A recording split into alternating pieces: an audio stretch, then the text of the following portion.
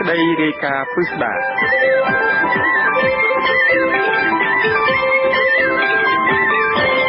លនានាងស្ដាប់ជាទីមេត្រីក្នុងដំណើរទស្សនកិច្ចនៅកម្ពុជាស្ត្រីទី1អ្នកស្រី Michelle Obama បានជំរុញឲ្យក្មេងស្រីខ្មែរយកគំរូនៃអ្នកស្ម័គ្រចិត្ត Peace Corps ធ្វើជាគំរូដើម្បីបំពេញតួនាទីជួយសហគមន៍ដែលពួកគេកំពុងរស់នៅស្របគ្នានេះក្មេងស្រីមួយចំនួនដែលទទួលចំណេះដឹងពីអ្នកស្ម័គ្រចិត្ត Peace Corps សង្ឃឹមថានឹងមានឱកាសបំពេញការងារសម្រាប់សហគមន៍ពួកគេដែរចាអ្នកស្រីសុជីវីមានសេចក្តីរាយការណ៍អ្នកស្រី Michelle Obama ចាត់ទុកសកម្មភាពរបស់ក្រុមស្ម័គ្រចិត្ត Peace Corps របស់អាមេរិកដែលចូលអប់រំនៅតាមសហគមន៍គឺជាមធ្យោបាយល្អមួយក្នុងការជំរុញឲ្យចំនួនក្មេងស្រីកាន់តែច្រើនបានទៅសាលារៀន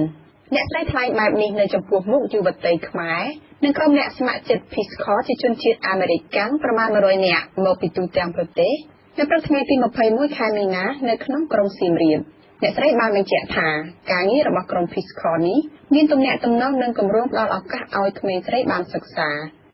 And that's exactly what you all are doing.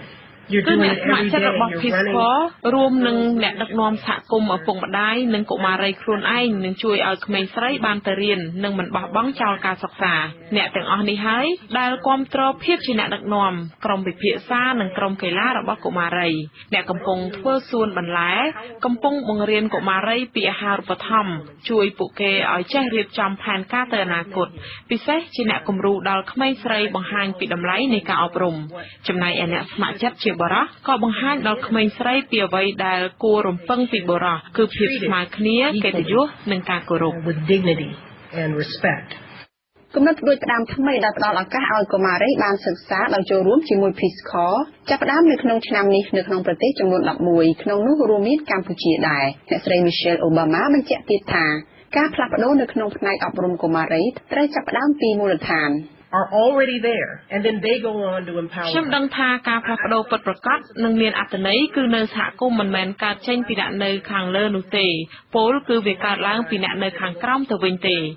វាកើតឡើងនៅពេលអ្នកបង្កើនបន្ថែមនៅចំណុចខ្លាំងដែលមានស្រាប់វាកើតឡើងនៅពេលដែលផ្ដល់អំណាចដល់អ្នកដឹកនាំហើយអ្នកដឹកនាំនោះអាចផ្ដល់អំណាចដល់អ្នកដទៃទៀតខ្ញុំបានឃើញជាក់ស្ដែងនៅពេលខ្ញុំចុះទៅវិទ្យាល័យមួយដែលគម្រោង Room to Read កំពុងជួយកុមារីឲ្យរៀនកុមារីទាំងនោះមានក្តីស្រមៃដ៏ធំនិងមានគម្រោងប្រើចំណេះដឹងរបស់គេជួយដល់សហគមន៍និងប្រទេសជាតិរបស់គេទៀតផង to serve their community and នៅក្នុងរបាយការណ៍របស់ Peace Corps ឲ្យដឹងថាភ្នាក់ងារនេះបានធ្វើការនៅក្នុងប្រទេសចំនួន60ក្នុងពិភពលោកកាលពីឆ្នាំកន្លងទៅក្នុងនោះមានអ្នកស្ម័គ្រចិត្តប្រមាណ 2000 នាក់ធ្វើការងារជំរុញការសិក្សារបស់ក្មេងស្រីនិងសកម្មភាពផ្ដល់អំណាចដល់ស្ត្រីនៅកម្ពុជាក្រុមនេះបានចាប់ផ្ដើមការងារតាំងពីឆ្នាំ2007ដែលមានអ្នកស្ម័គ្រចិត្តចំនួន292នាក់នៅក្នុងខេត្តចំនួន24ពួកគេចុះទៅតាមសហគមន៍ដែលរស់នៅជាមួយគ្រួសារខ្មែរក្នុងឆ្នាំ2014មានអ្នកស្ម័គ្រចិត្តចំនួន68នាក់នៅក្នុងខេត្តចំនួន16ពួកគេចុះជួយបង្រៀនភាសាអង់គ្លេសបំពេញបន្ថែមដល់គ្រូបង្រៀនការអប់រំថែទាំសុខភាពក្នុងសហគមន៍និងសកម្មភាពជួយដល់ការអភិវឌ្ឍសហគមន៍ដទៃទៀតនាយកភ្នាក់ងារ Peace Corps អ្នកស្រី Carrie Hessler Fredelet ថ្លែងនៅក្នុងឱកាសនោះដែរថាការងាររបស់អ្នកស្ម័គ្រចិត្តក៏នឹងជួយឲ្យកុមារីរកឃើញពីតម្លៃពិតរបស់ពួកគេ relationships enable you to help these girls អ្នកទំនងរបស់អ្នកអាចជួយឲ្យកុមារីអាចរកឃើញនៅតម្លៃល្អឯកធម៌ពលនិងសក្តានុពលរបស់គេ